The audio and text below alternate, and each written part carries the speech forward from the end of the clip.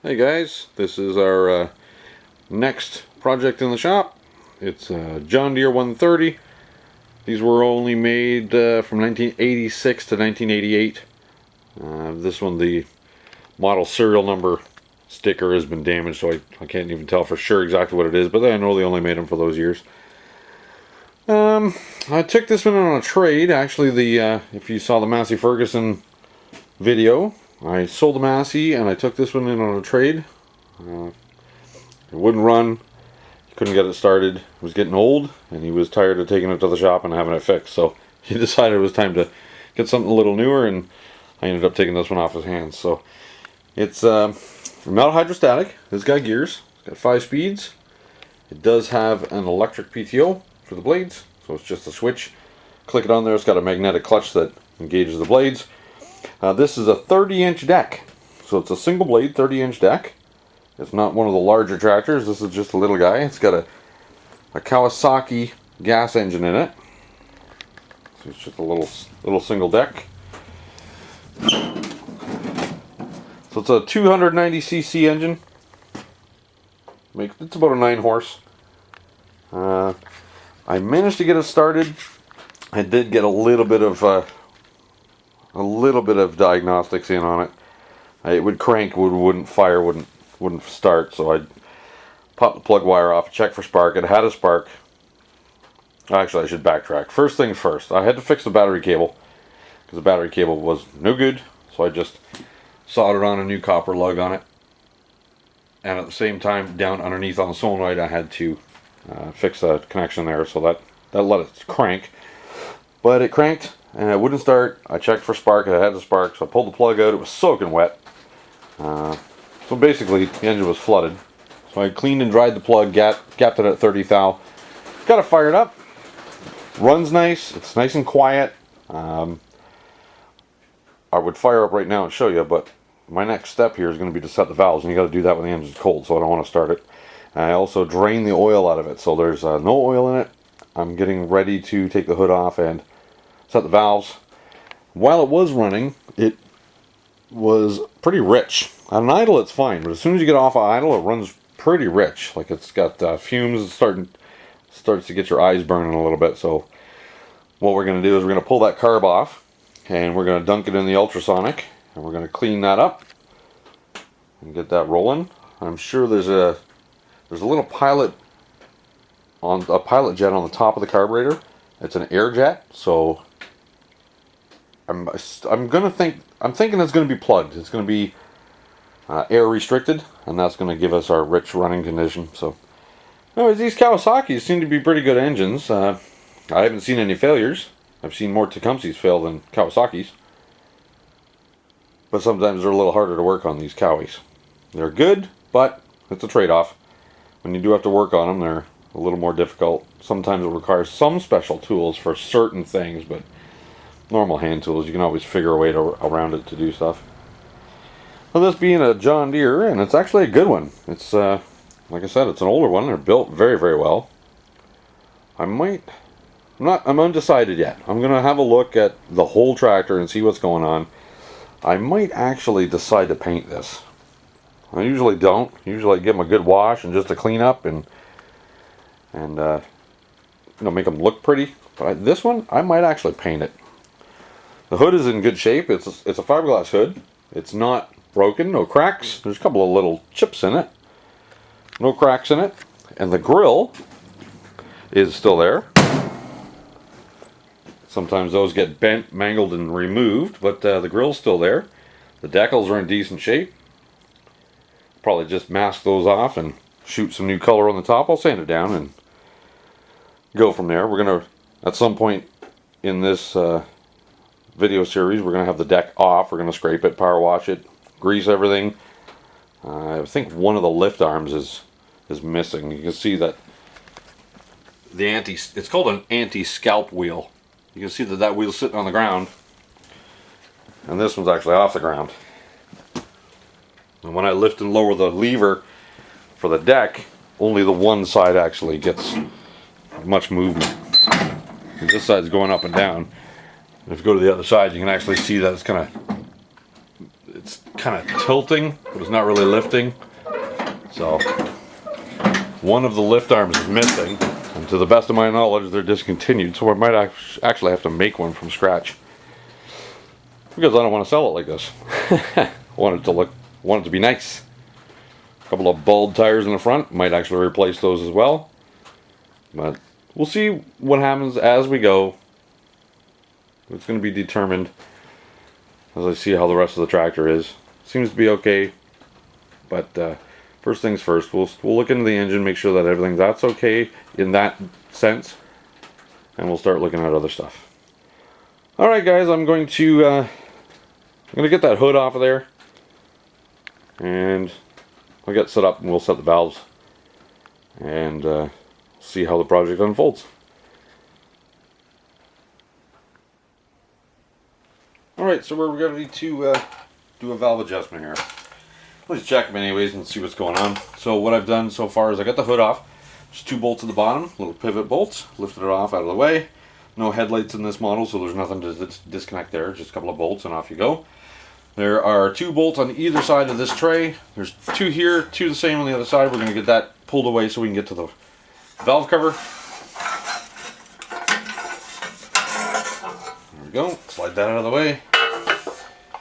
The spark plug's been removed because it makes it easier to spin the motor over while we're doing our valve adjustment, because you do have to rotate the crankshaft to get your valves to the position where they're ready to be adjusted. All the tension has to be taken off the valve. So we'll put a rag under here, because even though the engine is empty of oil, it could just be a little bit residual sitting inside there. So 3 bolts. 10mm bolts.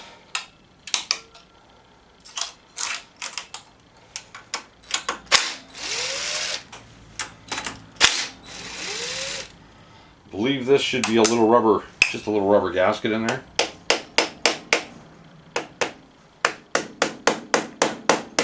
Yep. That's coming loose. A little spaghetti seal in there. You want to be careful that it is reusable, but you want to be careful you don't stretch it. Yeah. So this oil drained until it stopped dripping out of the drain tube on the side of the engine. But there was a little residual in there. There was just a little bit left. I'm going to let this sit upside down with a rag and let it drip out on there. At this point, I'm going to turn the motor over so one of the valves is pushed all the way down. Doesn't matter which one. Whichever one you adjust is going to be the one that's relaxed. So this one, the lower one is our exhaust. The upper one is the intake. So what I'm doing here is, there's no tension on this. If this valve is being pushed down, then this one should be completely relaxed. So that's where we're going to check our clearance. We're going to check it here, the rocker to the valve stem. But what I want to do is, while it's relaxed, I want to just give that push rod just a spin. I'm not sure if you can see it on the camera, but I'm just spinning it see if it looks bent, because if it was bent I would see a wobble in it. That one looks okay. Our spec is 6 thou, I believe. I'm going to double check that, but I believe the spec is 6/1000 of an inch, intake and exhaust. So they're both the same. Sometimes the intake will be a little tighter than the exhaust, but in this case they're the same. I'm just going to grab my feeler blades here. Check it out. Service data, there we go, there's my service data. Valve clearance, exhaust, valve clearance, intake. 0.15 millimeters. 0.15 millimeters.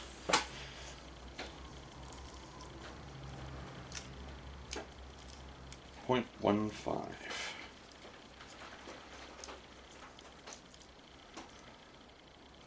Well, 0.15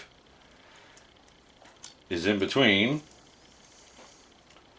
5 thou and 6 thou.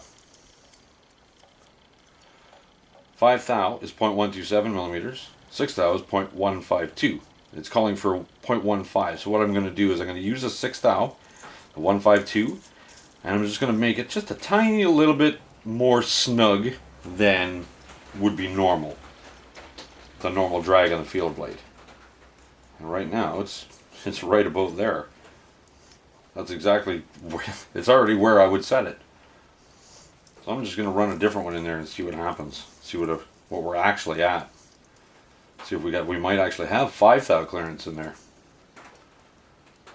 So this is a 5 thou or 0.127 millimeter.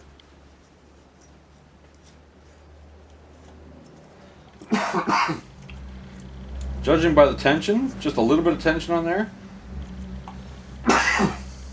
it's set at about 5 thou. I'm going to leave it. I'm not even going to mess with it. Turn the motor over some more. I'll check the other one. So I'm going to watch this valve. This valve is going to get pushed down. There we are. This one's got a little more clearance.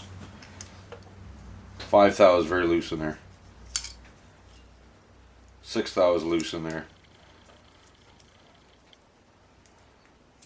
Let's try our 7. 7 is loose.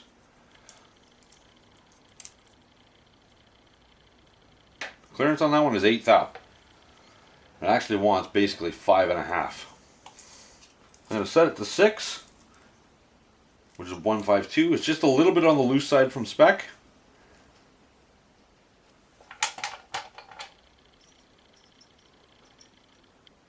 And we should be fine there. Okay, let me grab Allen keys and a wrench.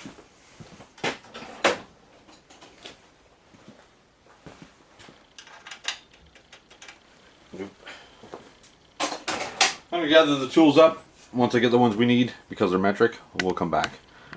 We get just set up a little bit closer. You can see what I'm doing there. Alright, we got the tools required. 12mm wrench. Using a 5/32 Allen, because even the metric ones, I tried a 4 in there, it was 4mm felt like this, just a little loose. 5mm wouldn't fit. So 5/32 is good enough. There's no tension on it. There's no torque. You know, this is the adjusting stem, the center. All the torque and the tightness comes from the outer jam nut. On one of the other videos on a Briggs, the center is the lock. So you have to loosen the lock and then you turn the outside to adjust your clearance. On this engine, the center is your adjustment and the outside is your lock nut. So we already determined that the intake valve is okay. That clearance is fine. I spun the push rod up here, spun it around to see if I could see any wobble in it, make sure it wasn't bent. I'm going to do the same at the bottom. Nice, and there's no wobble in it. Push rod's not bent. I don't need to disassemble it to see that. I would see a wobble somewhere. What we're going to do is we're going to set this bottom one at 6 thou, but we're going to set it a little on the tight side of 6 thou because it needs to be a little bit. It's like 5.5 thou is the spec.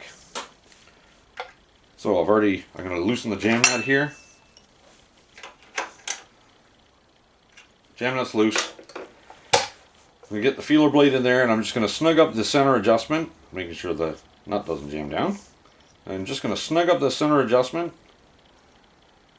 and check the clearance.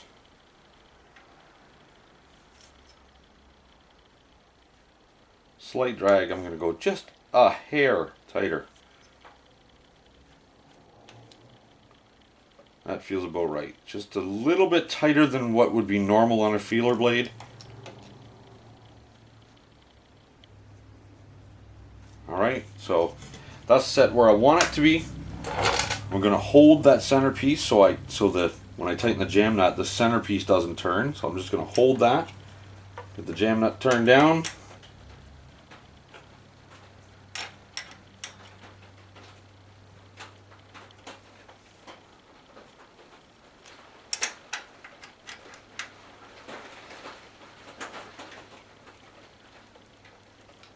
There we go. Let's see how that did.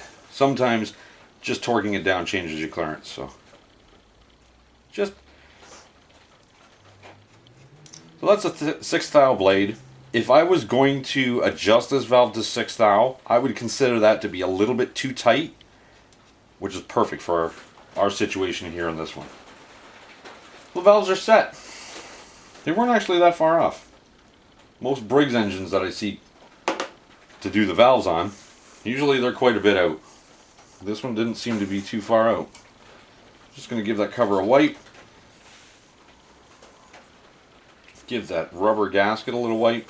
If it was a paper gasket, I would clean it, dry it, and I would put a little tiny bit of just a skin of RTV sealer, some of that black silicone on there. But this is a rubber spaghetti seal. It fits into a slot, a groove in that cover, and it's not flattened out, not damaged. Sometimes they'll get damaged if they get overheated and then they don't retain any strength and they'll leak everywhere. But there was not even any sweating around this cover, so it was in pretty good shape. Look at those bolts buttoned up back in there. Only 3. Well, that valve adjustment needed to be done on a cold engine. I'm sure they all need to be done on a cold engine. All the years I've adjusted valves, the spec always says cold. I've never done one on an engine that says hot. I'm going to snug these down. This is a quarter drive, just a little 1/4 inch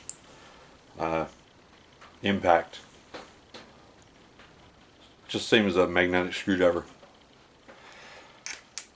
Doesn't have much torque, just enough to zip this stuff loose.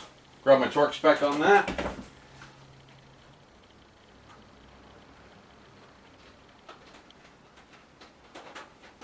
Yep, no torque spec.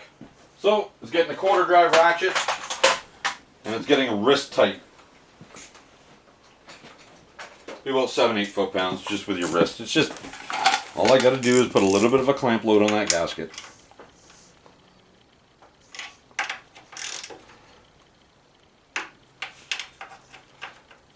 Not crazy tight.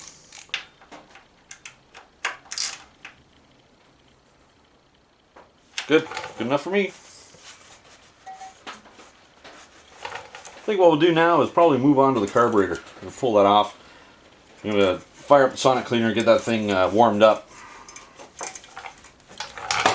It was, like I said before, it was running rich, so it was flooded. I cleaned and dried the spark plug. I cleaned it with a wire brush, so it was nice and clean. I gapped it to 30 thou, and then I ran it for a little bit, and then I determined that I was running a little fat, a little on the rich side. So this is after I pulled the plug out to do this job. This is what it looked like. See if you can focus there. That plug is black and carbony. It tells me it's running too rich.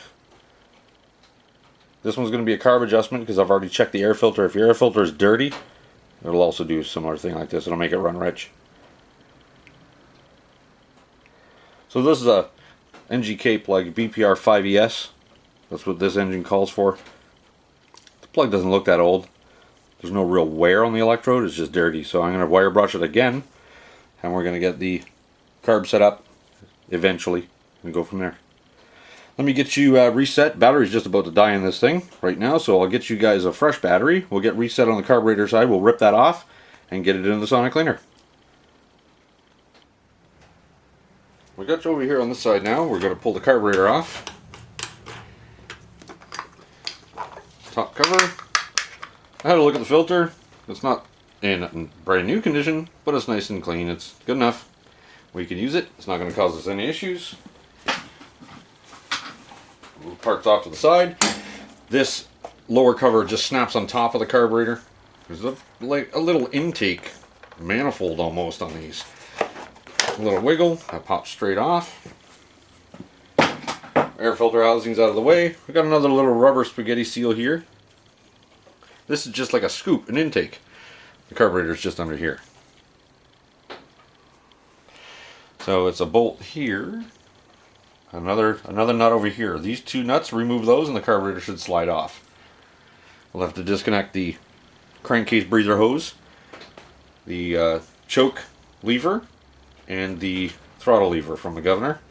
We'll get those disconnected, and we can get the rest of the carburetor off and get it in the sonic cleaner. So 10mm nuts looks like.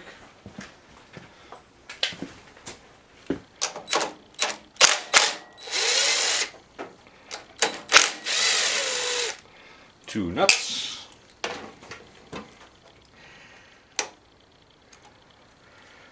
We'll get this outer little manifold taken off, separated from the carburetor. Pull the tube out. That just pokes in there. There's a gasket on it.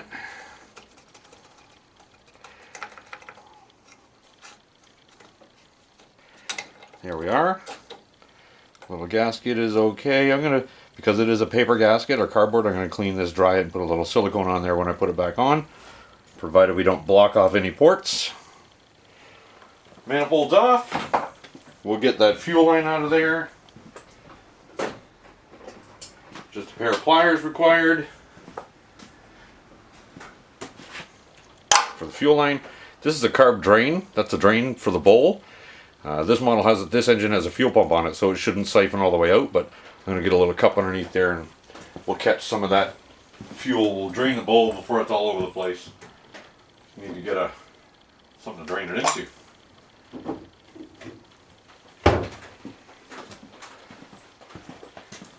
There we go. We'll use a spray can lid. If you're going to use a spray can lid, have a look at them. Sometimes there's a little tiny hole in the top here for when you pop it onto the can or take it off. That little hole allows the lid to come on and off a little easier. But I checked this one for a lid. There's a hole in the lid. There's no hole. We'll drain the drain.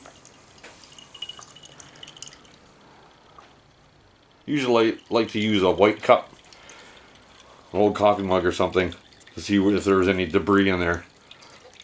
This one doesn't appear so.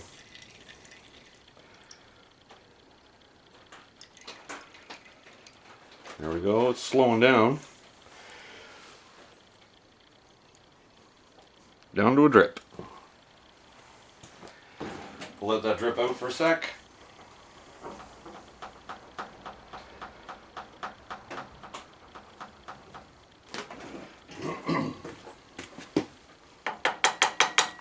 Close enough.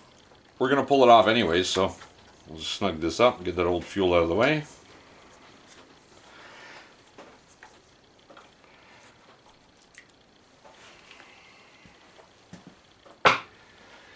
All right.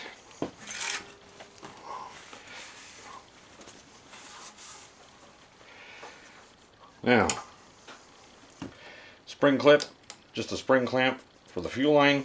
Pop it out of the way. Fuel line is off.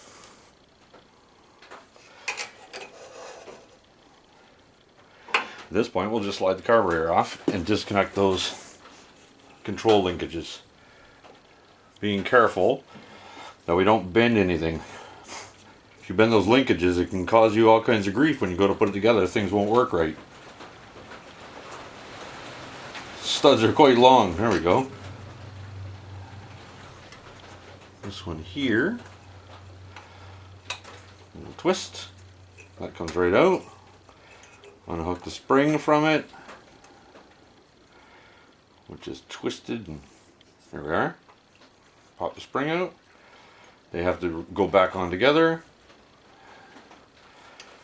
A little bit of twisting and moving here to unhook our Z bends. That's our choke. And we're down to the dirty old carburetor. Yep, dirty. That needs a bath. So what I was saying earlier about an air bleed is right in here. There's a little brass piece right under the screwdriver there. You can just see a part of it sticking out. That's a pilot jet. And judging by all the crap that's on top of it, I'm thinking there might be some crap inside of it.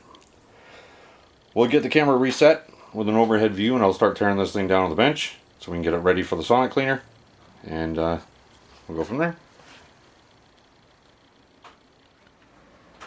Alright, we're going to tear this carb down and see where it takes us. This here is our idle speed screw. Screwing that in will open that throttle plate and make it idle a little faster. Screwing it out will make it idle slower. This is a mixture screw, so what I'm going to do is I'm going to count the turns in to see where it was set at to begin with. So we're at half, 1, half, just a tiny bit more than 1.5. So you want to just turn it till it just lightly bottoms. So that's at nothing. That was at the half. So it was just over 1.5. So we're going to take that all the way out because we want the cleaner to be able to get in there and do a job. Examine the end of this. So there's no damage. It's not bent. There's no ring worn into it. Knock some of the loose stuff off. What I'm going to use is I'm going to use the same cup that I used to drain the fuel. The Sonic cleaner works on high frequency waves. Sound waves going through a liquid. So if I just drop this in the tank, I'll put a small hole in there so we can get fluid in and out, but if I just drop this in the tank, it'll hold all my small parts and the Sonic cleaner will still actually work through here. The cleaner solution will be in here as well as the outside. It'll still work, but I'm not going to lose all my parts. So well, I'll end up putting a hole in here. I might as well do that right now. Doesn't have to be big, just a small hole.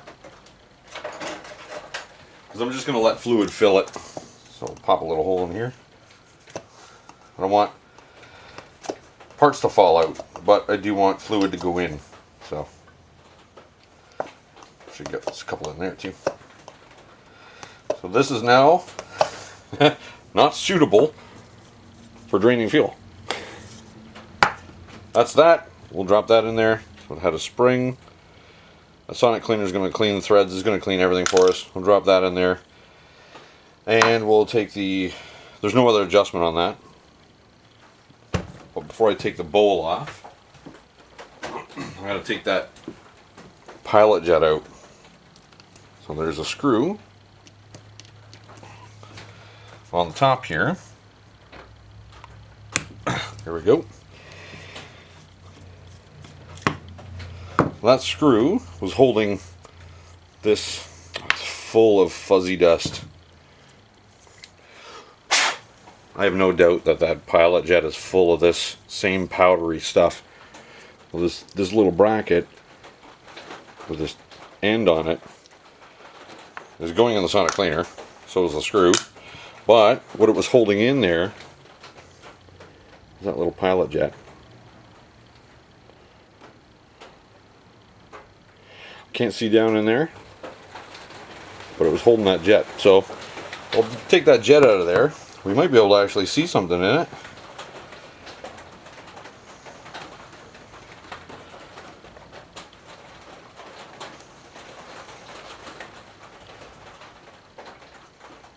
Yeah, wanted to see if it's threaded. It's not. It's just going to be. It's just going to pull out. Grab a pair of pliers.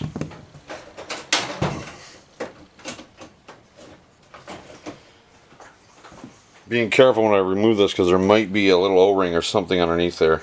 I'm not sure.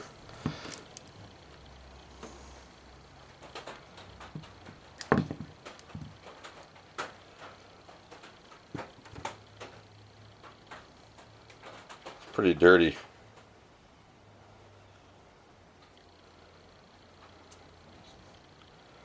That's pretty dirty down in there.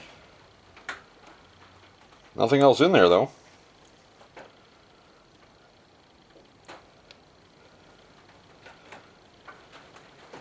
There are two more jets in there. Right down inside these two inside holes there. Inside the little tube.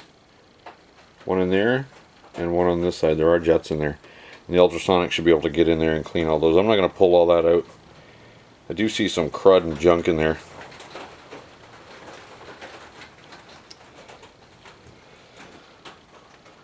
Before it goes in the Ultrasonic, I'm going to hit it with a blowgun. Just get the really loose stuff off. That'll keep the Ultrasonic solution a little cleaner longer. Not too worried about that gasket. Not too worried. As far as this, There's a tiny little hole up the center of this, and there's holes in the side of it. I don't think there's a hole in the top of it.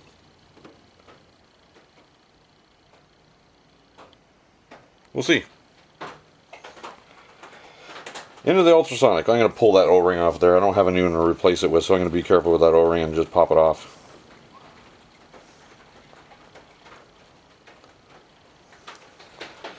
Just roll it off of there.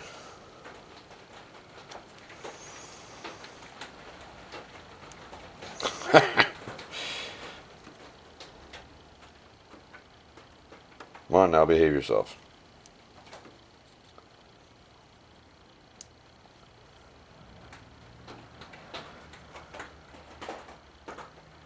There we are. Finally got it. Put that off to the side in a safe place. That jet's going to go in the ultrasonic. Yeah, we're here. Pull it out. That's that drain that I used to drain the bowl before I took it off. It's not a jet or anything. It just opens and closes the hole. That can go in. Now time for the fuel bowl.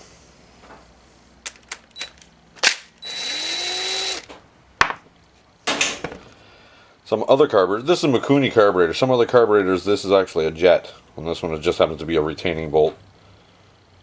I can stay out. It's just a bolt.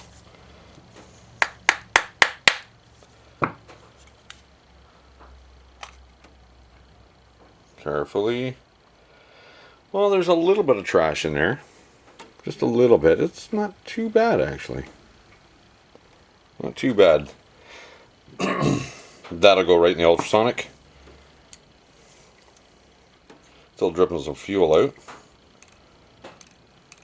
Float looks good.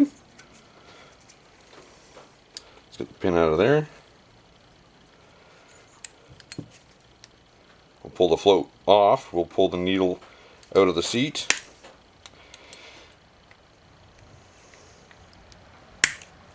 Well, looks like we have to drive it out. No problem.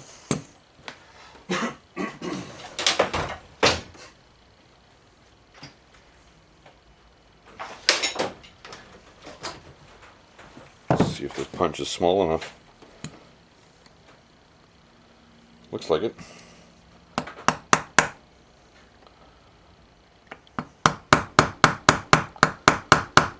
Want to be careful when you do this. You don't want to break the little towers that hold that. You can actually break those right off, and then you're definitely into a new carburetor. I think the punch is a little on the large side. Let's find something else.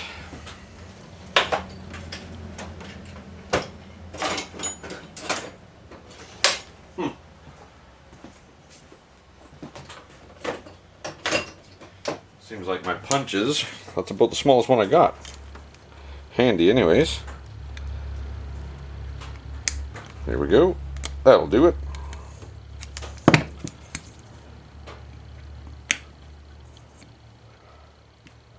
That can stay out.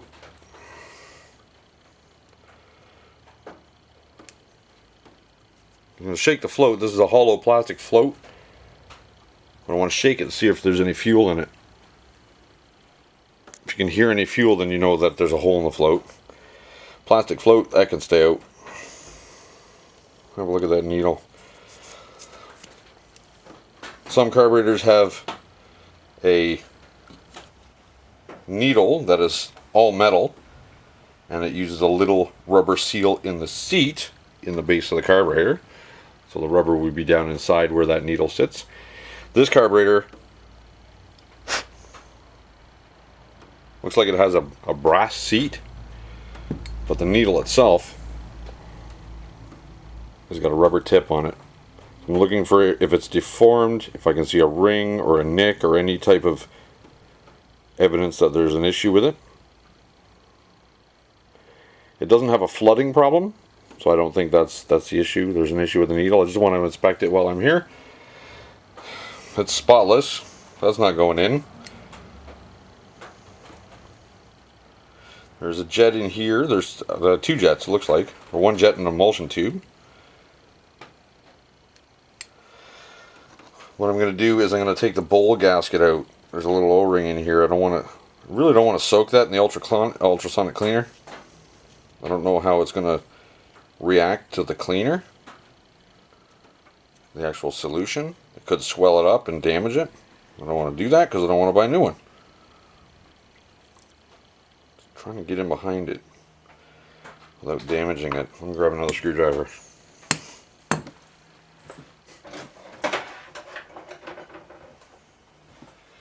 A small screwdriver here.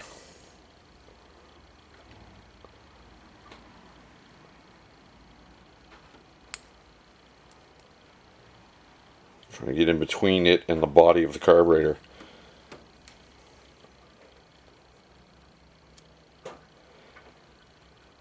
Somewhere it's got to come out.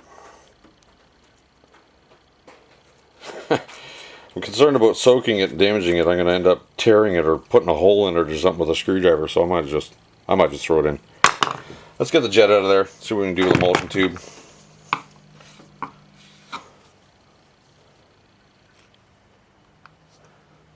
These are just brass in here.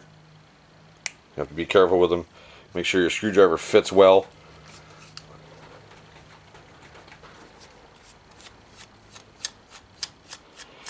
When you're getting main jets out like this one, these edges of the screwdriver sometimes will get stuck, and you don't want to use one that's too wide. It'll damage the threads here, and then the bolt that holds the carb bowl on will never work again.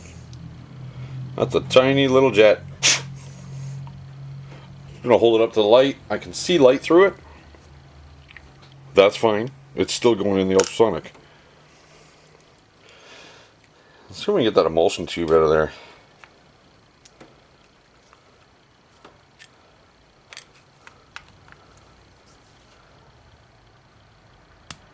Yeah. If it comes apart easy, take it apart, clean it out.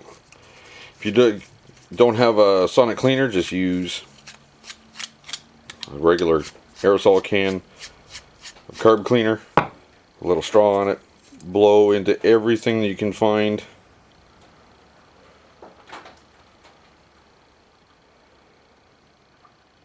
Grab a single little wire off a wire brush and use it to clean out any holes that you can see. This carb actually is pretty clean inside. Into the sonic cleaner. Not sure if I can reach down in there and get that last piece out or not. No, see, the screwdriver now won't go in far enough. It kind of gets hung up on the edge. I don't think I have another one that'll fit down there.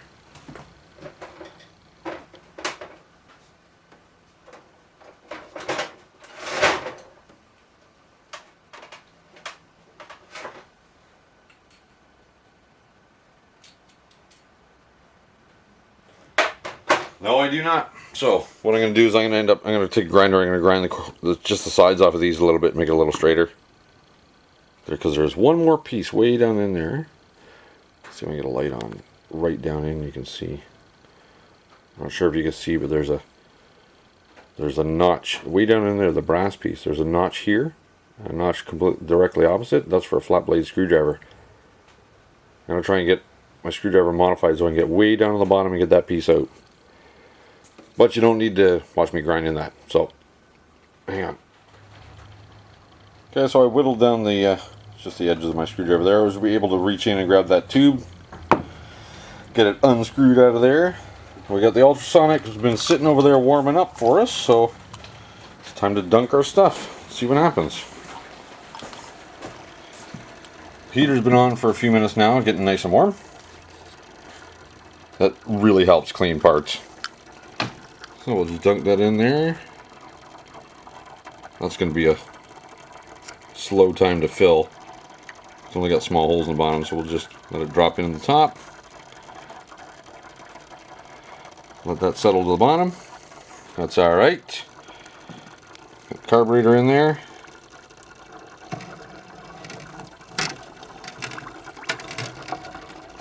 There we go, nice and submerged.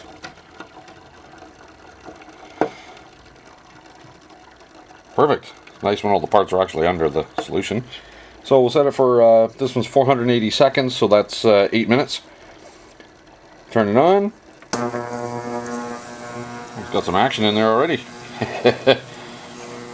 We'll let that run through. I'm going to go pour a coffee. We do not need to sit here and watch this thing count down. Okay, we're 8 minutes later. Look at that carburetor. Absolutely amazing how sonic cleaners work. Thing's beautiful, super clean. I didn't even, I said earlier I was going to brush it all off and clean it off before I dropped it in there. I didn't, it was dirty. I dropped it in. That's how clean it came out. Pretty clean. Nice. So I've already dropped the emulsion tube and an initial jet in there. And there's just one little jet to go in on top of everything. That little guy's got to drop in there. And as I'm dropping things in, I make sure that they're clean. You got to check that. Constantly wiping the screwdriver off so there's nothing stuck on it.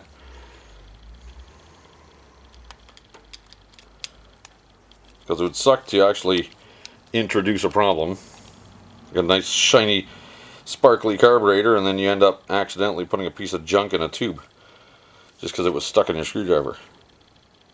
All the stuff in here is brass. Nothing needs to be super tight. So we got all our internal pieces together. That's good. We've checked our needle. Needle looks good. Seat looks good. Float is not the float is not sunk, meaning it's not full of fuel. Oh, drop the needle. I dropped the needle, not drop the needle, that's a song. Check, make sure everything is functioning okay. What I'm checking for on the back here is on some needles, the little bump here, the little tiny bump that sits against the float. Some of them are spring loaded. This one is not. If they're spring loaded, they have to work. So I want to make sure that everything is the way it needs to be. That's nice and clean. We're going to hang that on the float. Drop it into its home. Drop that pin back in. So looking at the pin, there's actually a flat spot in it. The camera just picks it up there. A flat spot on this end, and it's round on this end. So it does only go in one way. Some carburetors, it's just a smooth pin. It goes in either way. This one here, we're going to put it in the same way we took it out. That little flat spot is what gives it tension in there to keep it in. So the needle is still there. It's riding up and down the way it should. Yes. I'm going to give it just a little squeeze instead of tapping it in.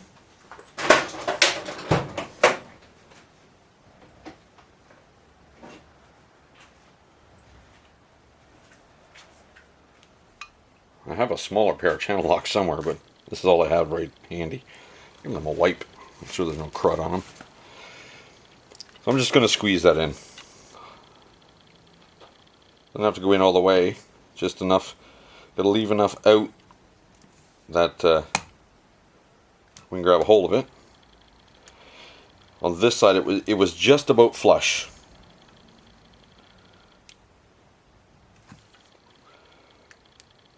There we are, just about flush. That's where it was. Float's doing okay. So what I'm going to do is I'm going to test that needle and seat. So with the float, so the carburetor's upside down. With the float in that position, it should be stopping the fuel from coming in here and filling the bowl. So I'm just going to blow in here. And I got no air going through there.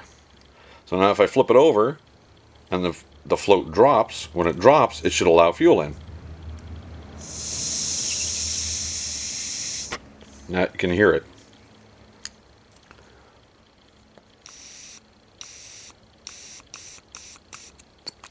Needle and seat are doing their job. As long as it didn't get any spit in there, we'll be okay. So that's good. Did not damage that the little O-ring in there. Sonic cleaner didn't wreck it, so good enough. So this is the orientation that was on the tractor. The bowl, the drain was at the front, so that's the way we're going to put it. Everything inside here is buttoned up, good to go. Put it back on this way.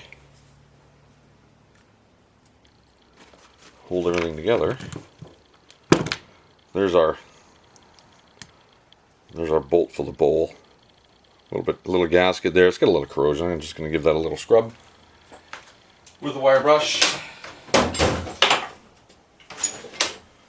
There it is.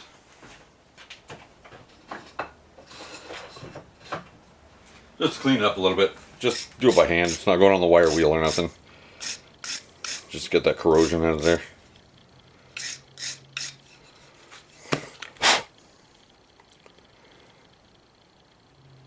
Looks good to me.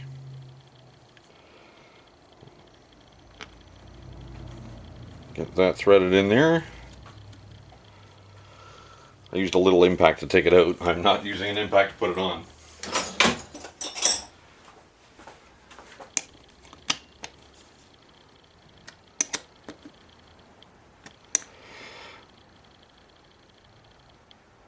That's good. That's that. Now we can jump on the top. We're going to put that little pilot jet in there. That's the one that had the little O-ring on it. So I've checked all these little tiny holes. Those little tiny holes. The ones in the emulsion tube are even smaller. All these holes are clear. A little tiny hole up the center.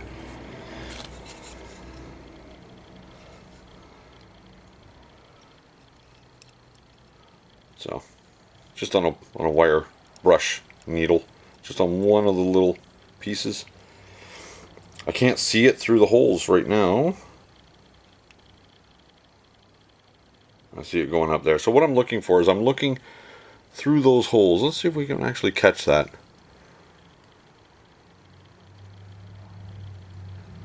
Can you see that bristle is going up in those holes?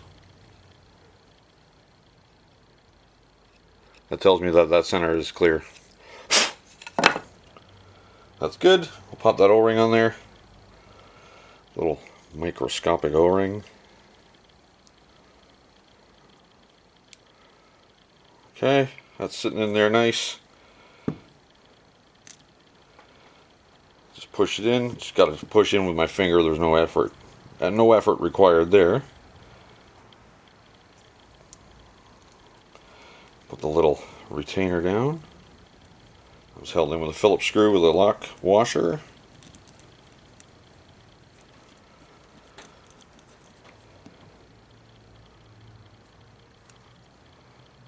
Like so.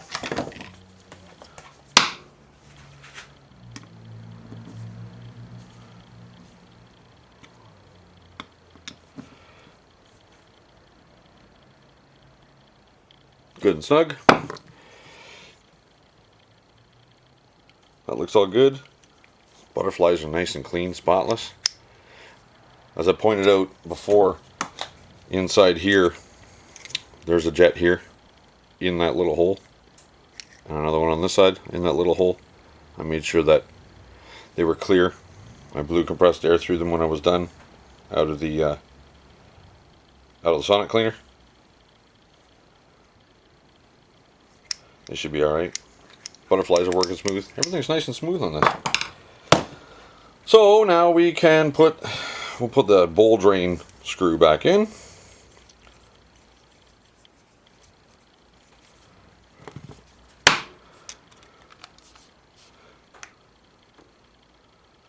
Just snug it, let it bottom out. And now we're to our mixture screw. Before we took it apart, we counted the turns. Because we know it ran before we took it apart, we're going to set it back initially where it was.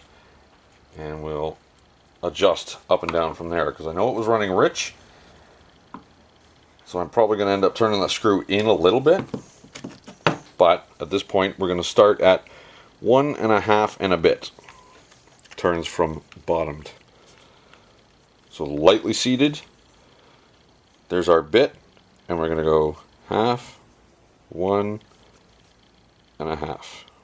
Right about there. We knew it ran there, so we're going to start with that. I may need to turn this in or out, some direction or another, to try and get it to be not quite so rich. Gasket's nice and clean.